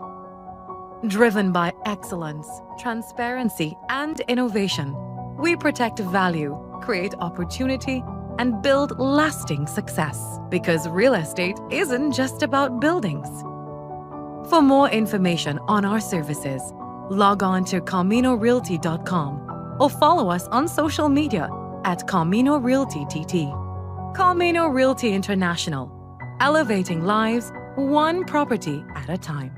Being connected, it means a lot because, first of all, you can't do this by yourself. When you have your phone, you always have somebody at your side.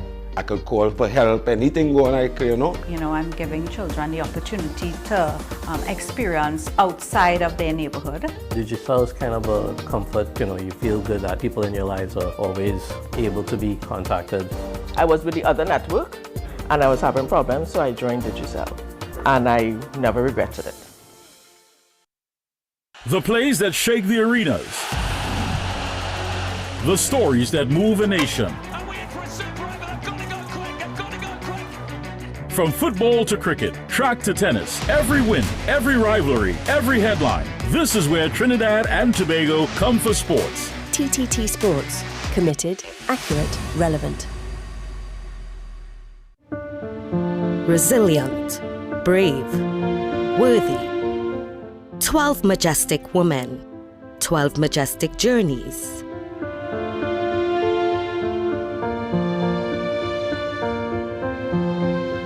Majestic Makeover Season 3, coming soon to TTT and TTT Live Online.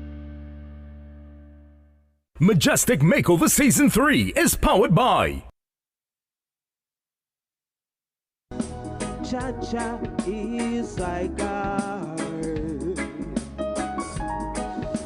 and I'll be alright.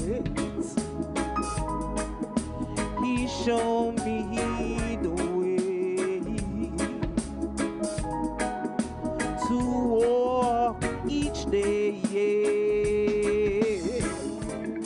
You brighten up my life just like the morning sun. The love you give to me, my life has just begun. I'm such a love for the world, there's no one who as virtuous as you, my African princess.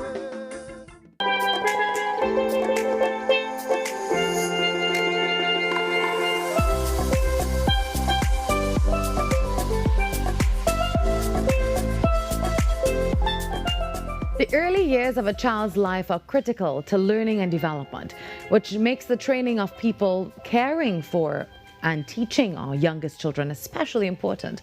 The Al Ihsan Institute is highlighting its early childhood care and education training and certification pathways for both people now entering the field and also experienced practitioners who may have years of practical experience but no formal qualification. And joining us now to discuss the options available and the wider importance of building a qualified ECCE workforce is Mufti Abrar Ali, head of the Al Ihsan Institute and Islamic scholar. Good morning and assalamu alaikum. Good morning and thank you for having me. Wa alaikum salam. Thank you for being here. So let's talk about proper training. Firstly, why is it so important for people working with young children to be properly trained? So there's a standard that we have in the country, and a lot of people sometimes don't know about it. It is a national standard, and that ensures that people know how to care for kids properly. They have, all of the knowledge and the abilities to care and make sure that they're doing the right job. So that's what we've actually built around the NTA system, and now that a person can go through training with us, we'll ensure that that person is really ready and qualified to take care of kids, ensure that they are doing the best that they can do, and ensure that they're bringing up good children as the children grow. Developmental stages are really important for kids, and I think the more prepared we are as a people, the better we would have as a generation coming forward. And what ECCE programs are currently available at the Institute? So right now we are doing a level 1, we have a level 2, and we have a workforce assessment certification that we give as well. We've been actually doing it for many years. I mean, we actually only have about 2 cohorts before, but we only finished our accreditation process with our national standards, and we are now certified to do that training locally here. One of the, I think, main or only certified NTA institutes in the country right now. You said level 1 and level 2. What's the difference between both of those levels? So level 1 would be an introductory level, and that allows persons who don't have even much certificates or CXCs, they're just coming out of school and they're looking for something to do that can be beneficial, build them a career, be meaningful and purposeful, and start their own business sometimes.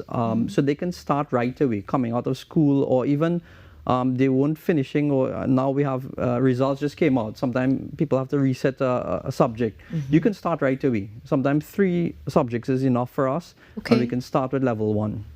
And there may be people who have worked in daycares or preschools for years, but they don't have formal qualifications. There are options available to them as well? So from the NTA, there's something called PLAR, Prior Learning Assessment.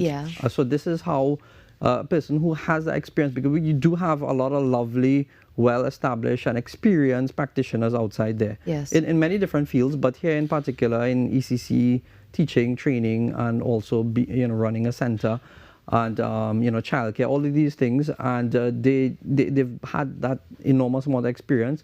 We will look at the different criteria that we have and see where there's gaps for them, help them with those gaps if they need it, and if they're fully functional and can get that certification, we will give it to them according to the process that we have. Now, for daycare owners, how can they ensure that the people they hire are properly trained and qualified? So that's one of the ways. Getting a certification itself shows that you have that ability to function as a skilled person. And a lot of times, I think locally here we tend to have babysitting taking place, we have childcare taking place, but no one goes through a formal process to ensure that this person is really qualified and able to do their job properly. We don't want to be in the back end where we have a problem and then looking to see, hey, this person was never certified, I just know her from down the road or a neighbor or something like that. So it is a national standard that should be across the board, and we are hoping to be the pioneers in that process to lead the system. Especially when you're dealing with children. Yes, it's very, very important. Yes, you have to be careful. What does it mean? You mentioned about NTA. So what does it mean now for the Institute to be an approved national training agency provider and workforce assessment center? So the National Training Agency would have their national standards that they uphold. We have met as a center all of their standards to the highest level, that they felt confident that they can give us approval to start teaching others and training others to that level. So they just basically maintain the levels and the standards of the country that they should have. And this is generally all over in TVET and TechVoc. So we were approved as well to do that process, and we hope to continue building that whole system for the entire country. And what career opportunities can these qualifications really open up for someone interested in early childhood care? So one of the first ones, like a level 1, you can actually become a teacher's aide. You can do babysitting. You can do basic childcare. You have afternoon classes and schools that people have, they have different types of camps and, different extracurricular activities and so on. So this is one added certification that you can put that ensures that you are able to take care of kids, essentially. And tell us a little bit about the program now at the Institute, and how can people be involved if anyone wants to? So we're taking in, we're hoping to start in September, the second week of September with the first class. We do have online classes, so that is an option. It'll be hybrid, basically. And then we have a center in North, in Sawa, that we want to start physical classes, and also in South, physical classes as well. With that, a person signs up. We go through like approximately a year. It's part-time, so you can, learn, certify yourself, become skilled, and start a job. And you have the opportunity of opening up a daycare afterwards. You have the opportunity of getting hired quickly, and then just generally working with kids and finding a way to earn a living. What do you want our viewers to know this morning before we go? So I think that it's necessary for education, and that's something that we feel very strongly about. We've been based on education. We've got a primary school as well, that we run a private primary school in Sawa there. We thought that we could really make a difference in generations to come, and that's something that we felt that, this is a very effective way. If you can, as you say, train the trainer, or make better persons who will make a really strong, powerful, educated future generation to come, then I think that's a strong way of making an impact in the society. So we thought that that's the way we wanted to go. Thank you very much, Mufti Abrar Ali, for joining us this morning. And whether you're just entering early childhood education or you've been working with children for years, there are multiple pathways to build your skills and gain formal recognition for those competencies. So check out the Al Ihsan Institute, and they're currently offering ECCE levels 1 and 2, as well as workforce assessment pathway for eligible experienced practitioners. And all the information is on the screen for you now. The number 610-0089, their website and their social media. Thank you very much once again, and hopefully we'll talk to you soon all about the success of everything happening at the Institute. All Thank you for that. We take a short break, and when we come back, there's more. The time now, 7:33.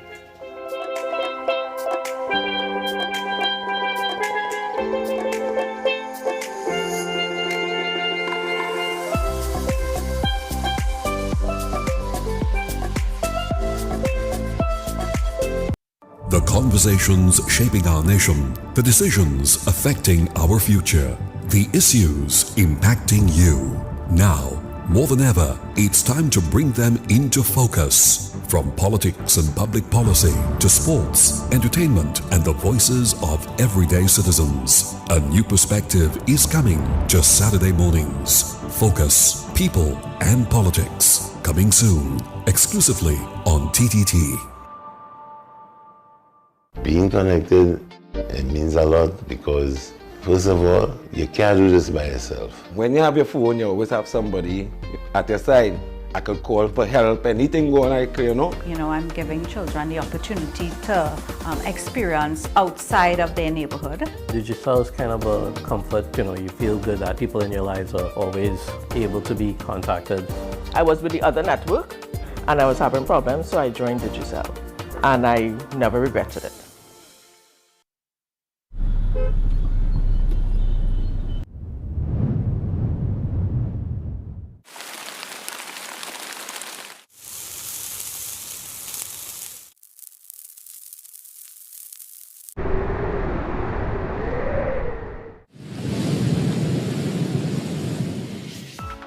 TTT Weather with Zaina James, daily at 7 p.m.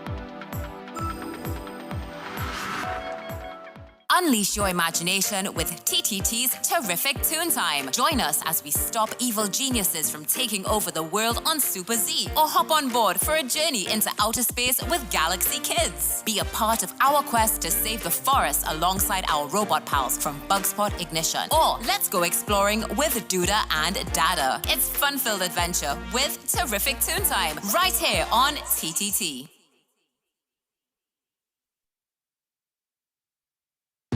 Coming up on Caribbean Passport, it's pulsating energy, deep cultural traditions. It's none other than Barbados crop over. Being at one with nature's no problem in Antigua and Barbuda, so let's swim with the stingrays. Fashion that's all-inclusive. And Caribbean tourism is at the forefront in Guyana. Be viewing Caribbean Passport as we explore the beauty of our region, right here on this station.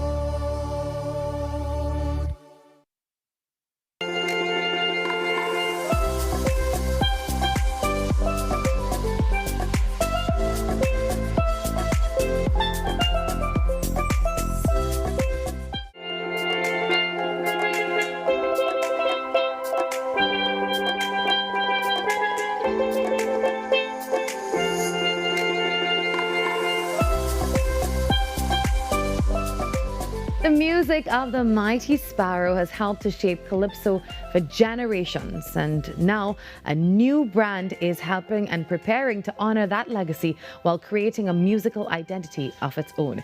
Blow Mano Blow will officially launch on Sunday, August 30th at the Queen's Hall with To Birdie with Love, a tribute to the Mighty Sparrow. Ahead of the launch, the band will also make a special presentation to Sparrow's daughters, recognizing the contribution that their father made to Calypso and Caribbean music.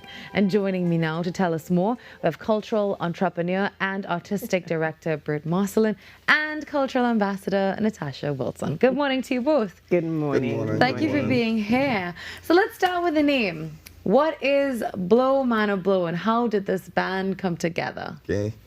Good morning. Thanks for having us. I am Bert Marcelin. I am the son of Mano Marcelin, a brass leader. He passed on. Mano was recognized as the first brass band to be on the road for Carnival Monday and Tuesday. Back in the 60s, musicians and bandmen used to walk the streets, and he was the first band to really put live music on a truck Carnival Day. And now we have all the DJs, or all the rhythm sections on trucks. So we are continuing his legacy. We decided to do that contribution in terms of a jump on Carnival Monday. So we have been doing it. This 2027 is our 7th year, and Blow Mano Blow came off of our initial idea to bring the live music on the streets. Yeah, and now, why did you choose to launch the band with a tribute to the Mighty Sparrow? So what we do, our jump is really fun. People who like live entertainment, so we have a live brass band on the streets, and we decided every year we will always have a musical theme, and we'll always pay tribute to one of our icons. So we have done Rose, we have done Super Blue, we have done Kitchener, King Wellington, the Mighty Shadow, and this year we're going at one of the greatest, To Birdie with Love. Yeah, How did you come up with the name? To Birdie with Love. Birdie is the sparrow, Mighty Sparrow goes as the birdie, and our contribution is to Birdie with Love.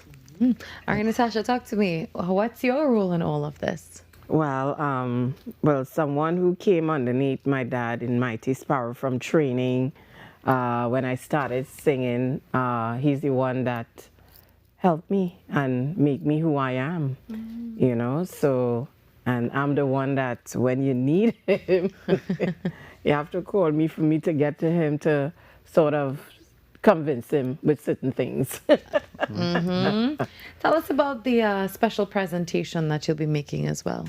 Okay, well, as just going back to Natasha, you know, to do this contribution, Natasha was the glue between us and Sparrow.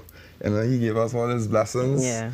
And as we did with all the icons that we paid tribute to, the contribution is really to thank the Mighty Sparrow for all his contributions, all the storytelling, all the fantastic melodies, and just our love to him.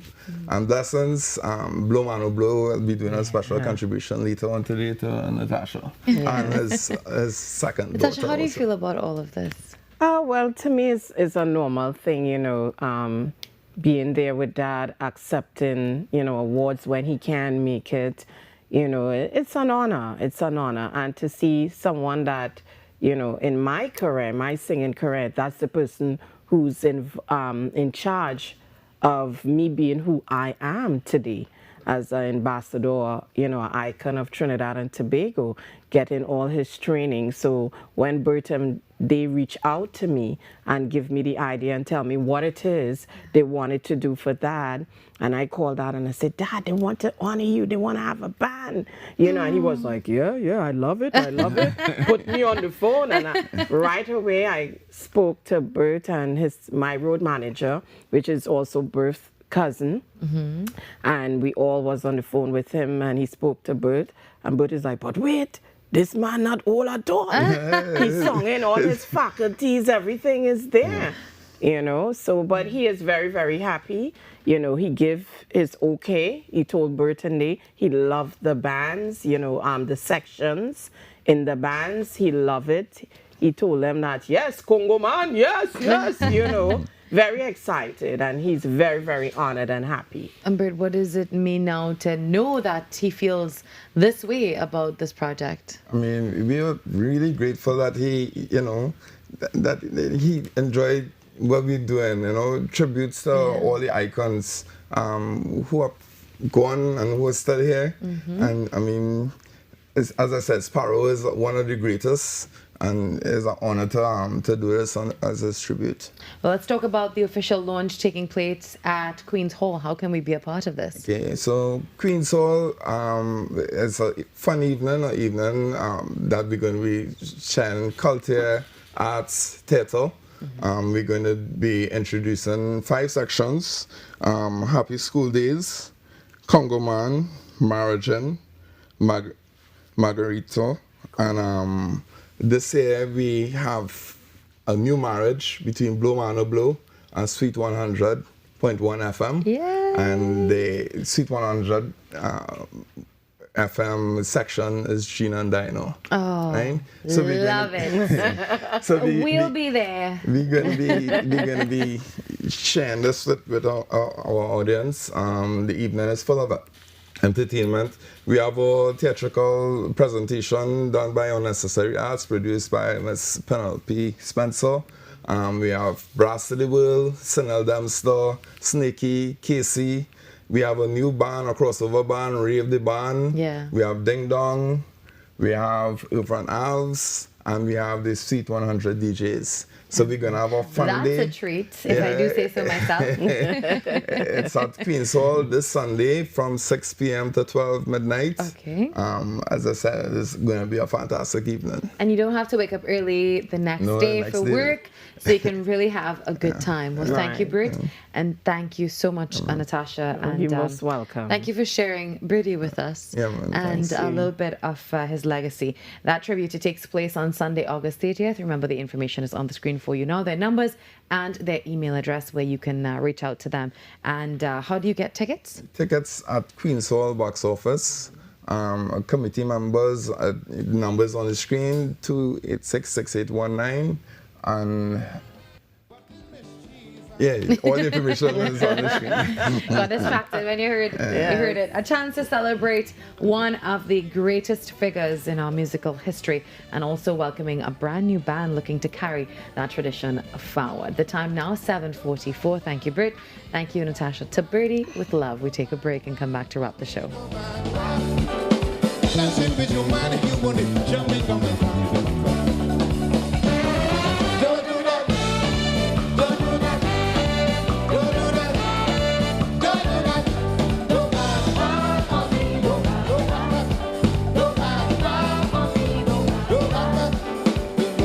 Feeling sexy, look so healthy, jamming on me,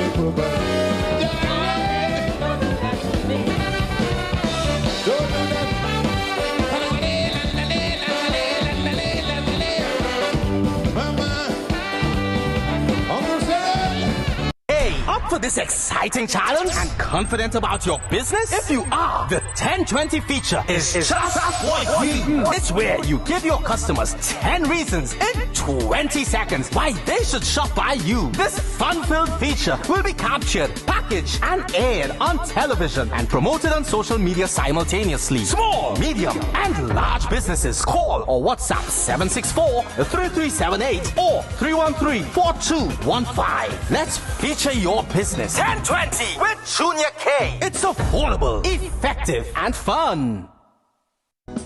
Cha-cha is like art, and I'll be alright. He showed me the way to walk each day. You brighten up my life just like the morning sun.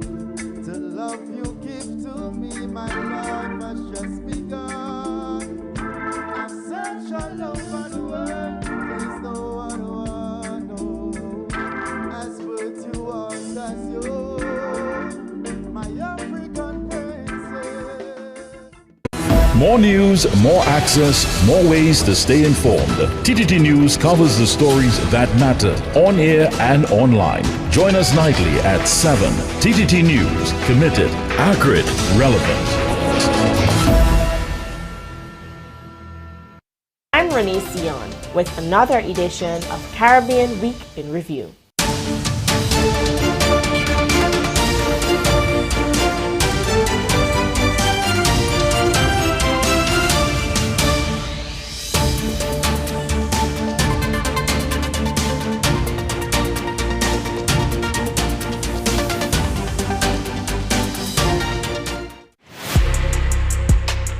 I'm Jamila Bannister, host of the Socially Safe podcast, the new TTPS podcast where we share real stories, teach real lessons, and create real impact. From online safety and youth crime to community policing and personal responsibility, we go beyond the headlines and talk about what's happening in our communities with the officers and experts who are on the front lines. Because safety starts with awareness, conversation, and action. Tune in to the Socially Safe podcast on the TTPS YouTube channel, listen on Apple Podcasts, and on Spotify. Don't miss it. Watch on TTT, Mondays, 6 p.m., Tuesdays, 1:10 p.m.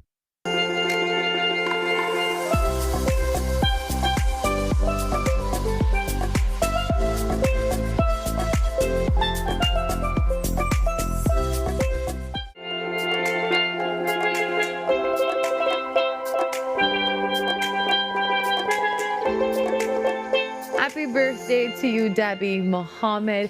We hope you had a wonderful one on Friday and a great weekend. Happy birthday again, Debbie Mohammed. You too can send your birthday greetings so we can celebrate you. All you have to do is send us an email at tttoday@ttt.co.tt.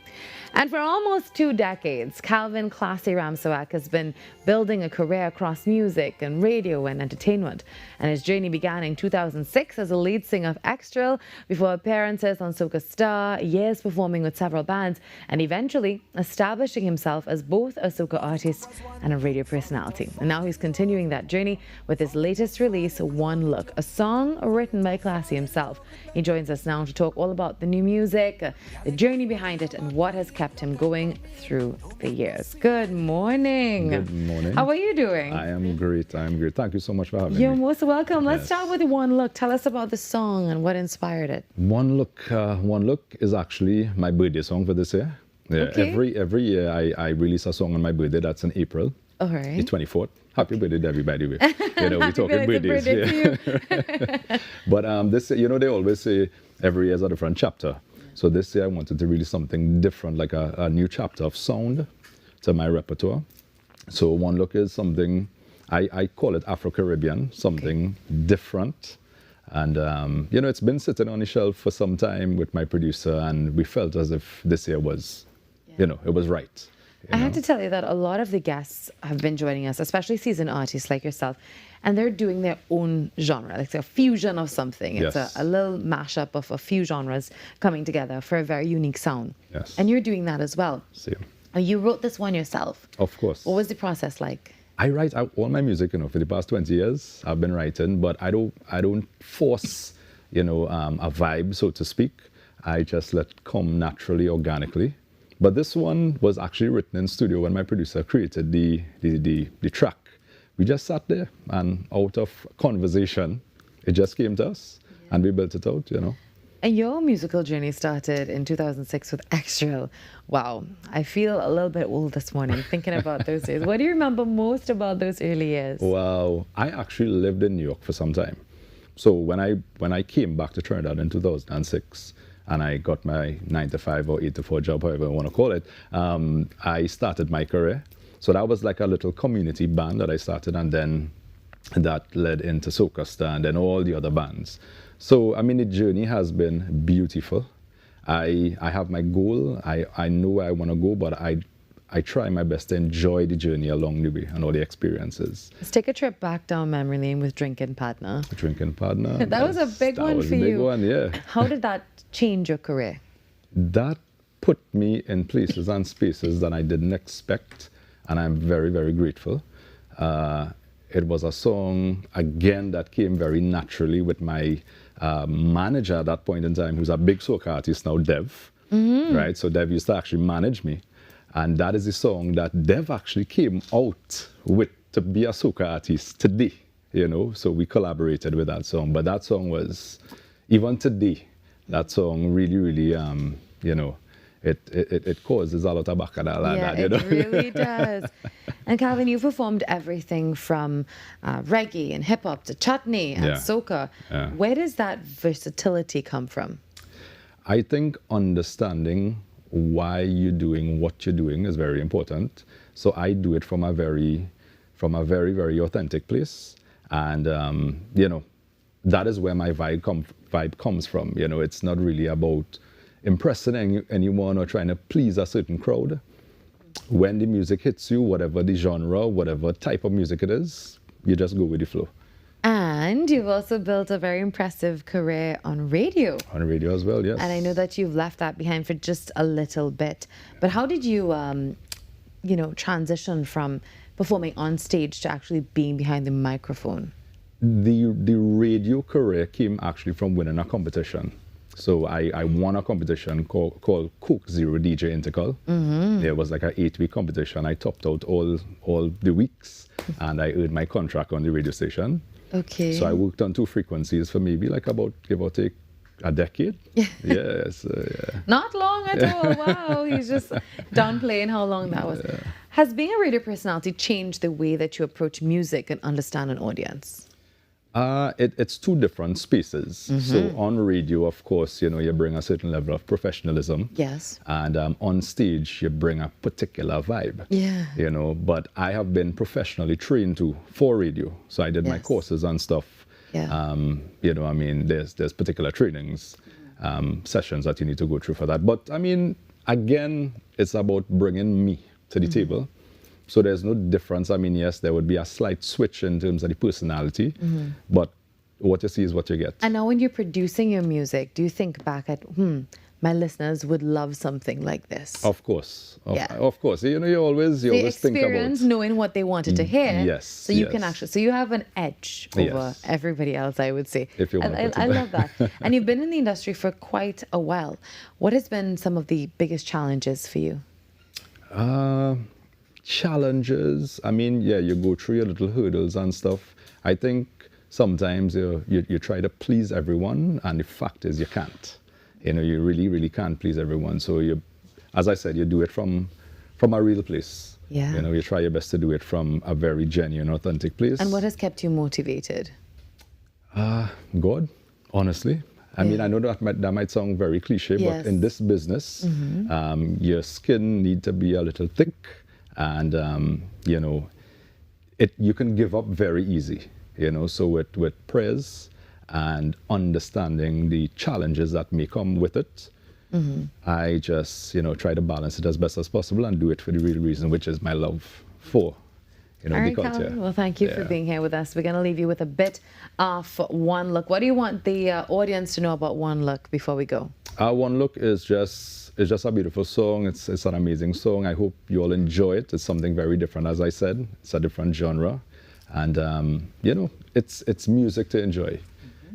Definitely Simple. leaving you with some music to enjoy this morning. As we say goodbye, thanks for joining us from 6 to 8 today. We see you tomorrow where we do this all over again. Have a wonderful day. Thanks to all our guests. Here's Calvin, Classy, and this one's called One Look. Bye-bye. Girl, you got the body of a queen. Look and come in. Don't make no scene, my lady. Me and you tonight, I treat our body right. No exchanges. And you make me feel so nice, just like the morning light. Girl, you take my breath away, and I don't know what to do. You got me caught in you. Forever, girl, I wanna stay.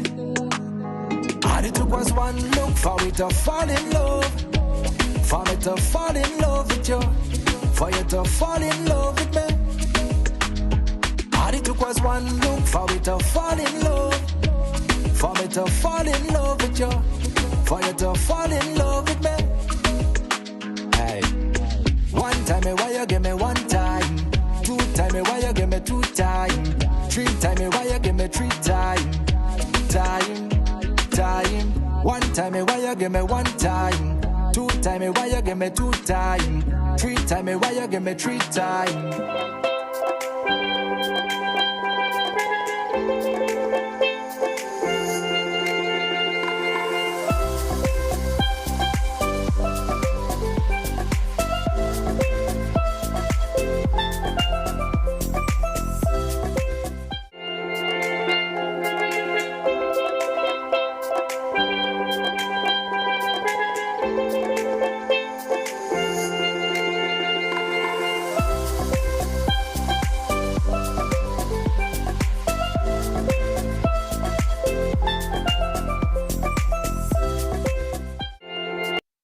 Your news, anytime, anywhere. TTT News brings you the facts that matter most, on air and online. TTT News, nightly at 7. TTT News, committed, accurate, relevant.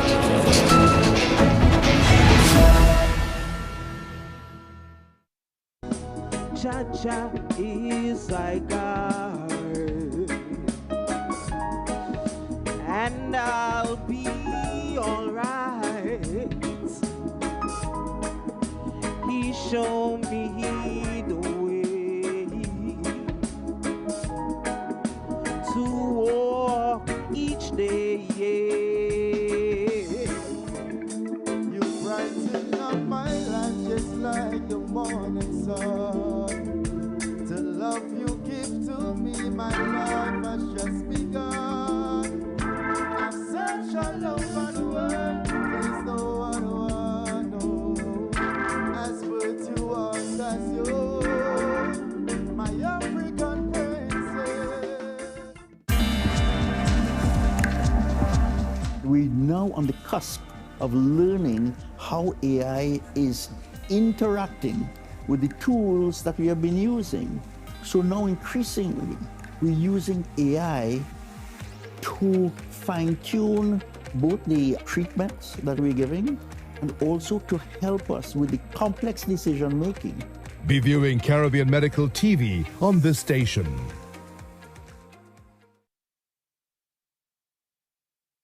If it matters to you, it matters to us. We report the news, real stories in real time. TTT News, nightly at 7. TTT News, committed, accurate, relevant.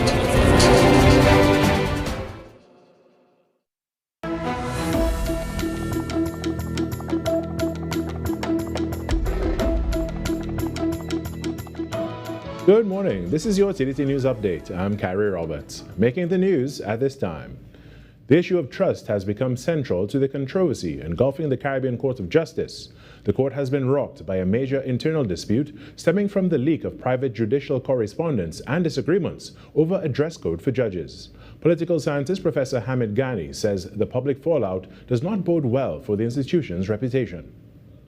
I think that this is a matter of grave concern because this is not how courts usually operate. Courts don't operate in a manner whereby you have judges sort of duking it out in public with one another and making all the kinds of allegations and statements that are being made, which could really have been resolved behind closed doors. And the public would never know that all of this is going on. So it is a very concerning matter, and it goes to the heart of confidence and trust in the court, because it's highly unusual for judges to behave in this way. Noting that only 5 CARICOM countries have the CCJ as their final court of appeal, Professor Ghani indicated that the dispute is ill-timed. Episode coming as it does when it has emerged is not going to provide or inspire any public confidence that this is the kind of court that we want to move from the Privy Council to adopt this. And I think that a lot of repair work and damage control has to be done now. Professor Ghani noted that Jamaica's ongoing Republican debate remains divided on adopting the CCJ as its final court of appeal, adding that the current controversy does little to inspire confidence in the institution. In more news, the body of a 45-year-old Ravi Silochan was recovered off Tobago on Sunday after being spotted floating near the nylon pool shortly after midday. Reports indicate that passengers aboard several reef tour boats alerted lifeguards at Pigeon Point after noticing the body in the water. Lifeguards responded promptly, retrieved the body, and brought it ashore before notifying the police. Mr. Silochan was lately formally identified by his brother, Sunil Silochan. Police subsequently authorized the removal of the body to the Scarborough mortuary, where an autopsy is expected to determine the cause of death. The circumstances surrounding Silochan's death remain unclear, and investigations are ongoing. And police have recaptured Jose Brito, one of the men who escaped from the Immigration Detention Center on July 18th, more than a month after the incident. Brito was apprehended around 3 p.m. on Saturday by officers of the National Operations Task Force during an operation along Moonan Road in Wallerfield. According to reports, officers recognized Brito, stopped him and took him into custody before transporting him to the Arima police station.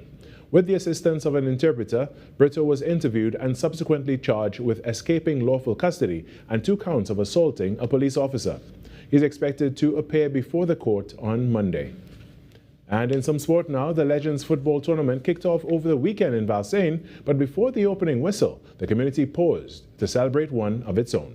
CAC gold medalist and netball icon Khalifa McCollin was honored by the Real Spring Valsayn Committee and Member of Parliament Khadija Amin in recognition of her outstanding contributions to sport and her achievements on the international stage. I did not know Khalifa was a constituent until Ms. Joanna and they told me recently. And I am so proud of the girls because I've been following you all on social media, representing our country out there. And when I heard about that, I said I just had to do something for you. So on behalf of myself, my office, we are proud of you as a St. Augustine constituent and a Valsaynian. Congratulations. And that was your TTT News Update. I'm Carrie Roberts. On behalf of our entire team here at TTT, have a wonderful day.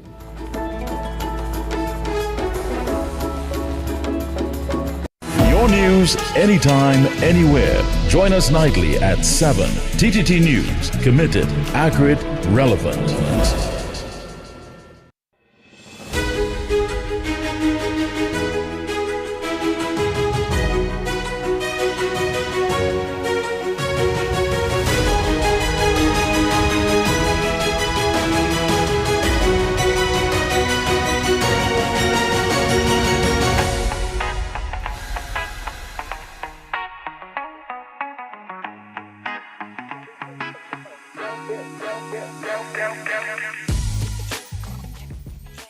Hi, Mahalia.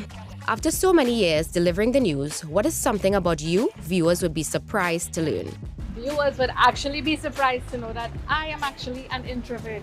God alone knows how I got into this profession, this field, but yes, I am an introvert. I'm very shy.